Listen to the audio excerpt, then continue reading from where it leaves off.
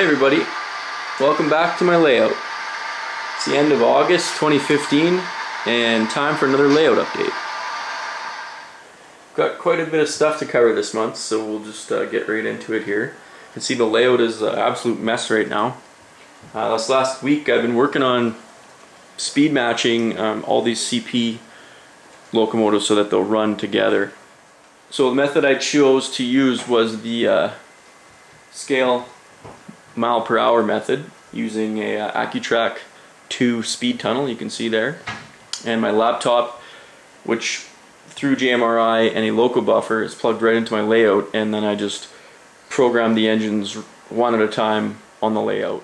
So that's what it looked like when I was speed matching them. I had it set up on pretty much the only straight and flat section of track on my layout, and then I just ran them back and forth through the speed tunnel there. Being able to set up my computer and seeing the speed on the readout on the speedometer really helped to kind of quicken the process. So I did a lot of reading about speed matching using this method, and I wanted to try something a little different than what I read.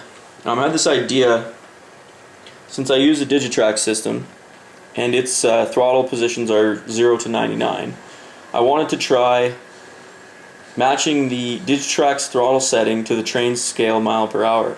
So that's the way I speed matched all these. I capped everything at 40 miles per hour, that's the top speed. And so if you have a Digitrack's throttle setting of 10, like I do here, you know that this train is doing 10 scale miles per hour. So it's kind of cool. I always thought, like, if you knew the scale mile per hour your train is going, you could like obey signals, signals for speed or speed limit signs or whatever. Just kind of a neat thing.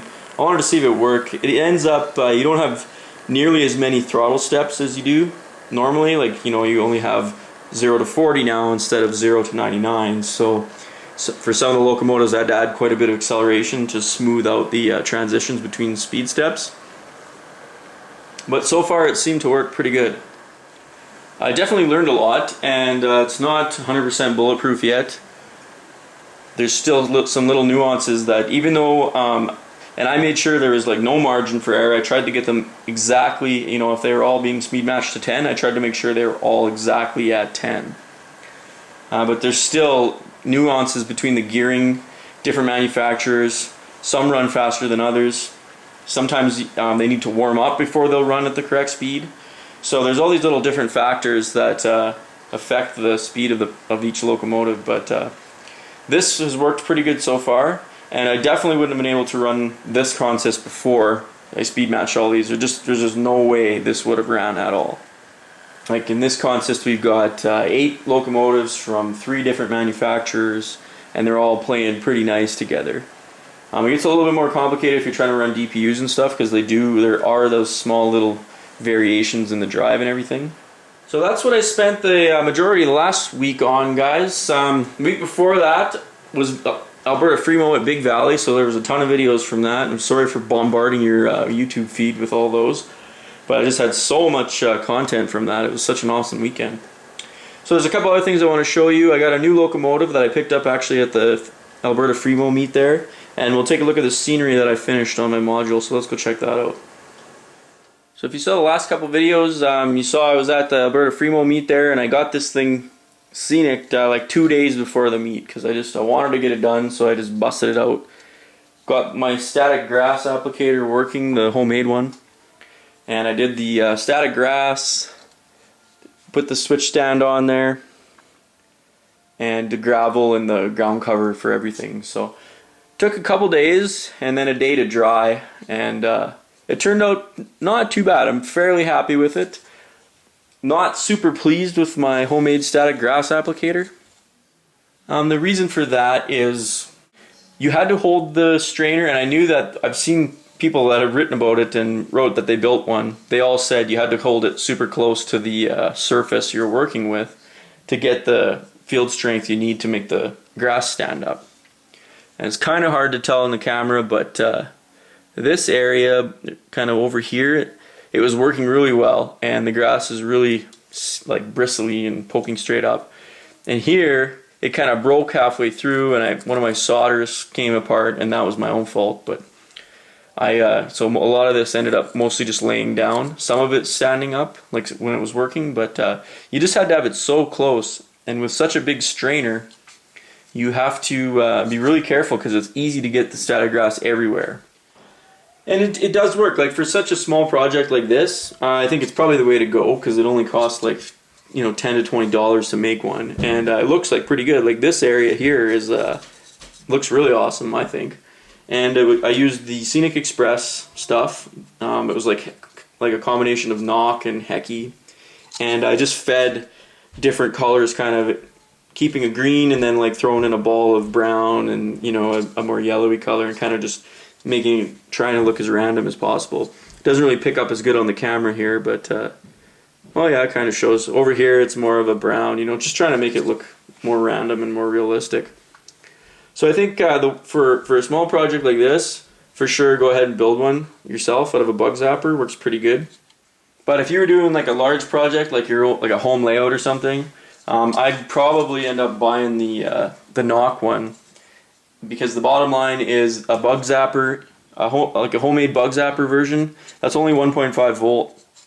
So your field strength is pretty weak, whereas the knock one is 9 volts. So you have a way stronger field created between your surface of your work area and the grass applicator itself. So it's just way more powerful, probably easier to use. Never used one myself personally, but I know, 1.5 volt compared to 9 volt, there's your difference right there.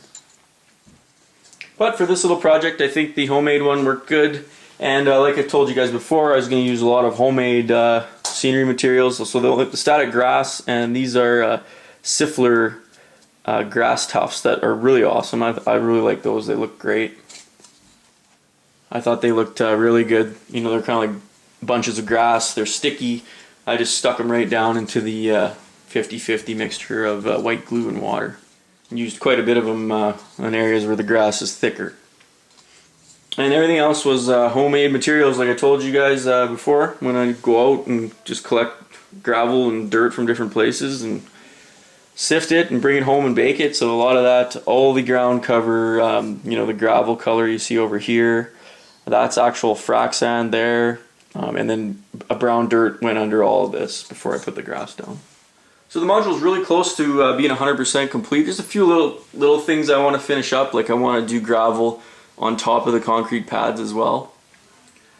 But and a few little other scenery things, but pretty much done now. So it's nice to kind of get that project behind me and over with, and it was really fun running it out at Alberta Fremo and seeing all the trains run over this. Like must have been over 1,000 different trains probably ran over this thing, so really cool. Intermountain A-line containers, the new ones, and these were in the China shipping paint.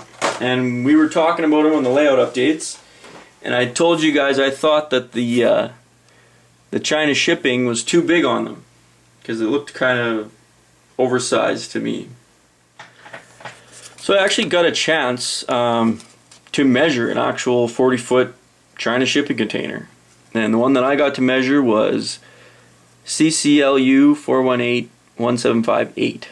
So I got all the dimensions on it. I walked all around it with a tape measure, measuring the lettering and everything on it. I even measured the letters on the door ends here. So interesting to note. So this is the non-high cube version, just like the one I measured. So everyone was right. Intermountain A-line did the lettering too big, and it's actually the only error on the whole thing. The height of the C from top to bottom on the prototype was 80 centimeters, so that translates to 0.92 centimeters in HO scale, and Intermountain went and made these 1.1 centimeters, so they're about 2 millimeters too tall, which doesn't sound like much, but on a container that's only like 2 centimeters tall to begin with, it's actually quite a bit, and that's why the China shipping logo appears so big. What else is strange is everything else is perfectly to scale. The Chinese symbols here, they're dead on the money, right to scale. And the writing on the door end, that's also 100% to scale too. So Not quite sure why Intermountain would do that. I mean, this is the most visible thing, is the China shipping logo.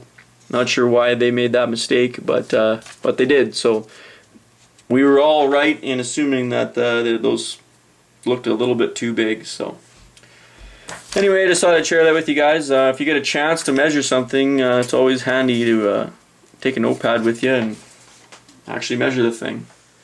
Okay, this is the last thing I have to show you guys. A new locomotive I got. I actually bought it at Alberta Fremo. There's a gentleman there running a really cool custom built train modeling Alberta Prairie, which runs through Big Valley, a lot of you know. And he had this locomotive pulling it.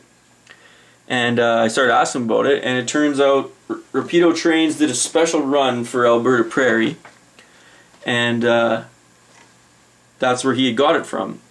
And then he asked me, he said, well, if you're interested, I've got a few in my truck for sale.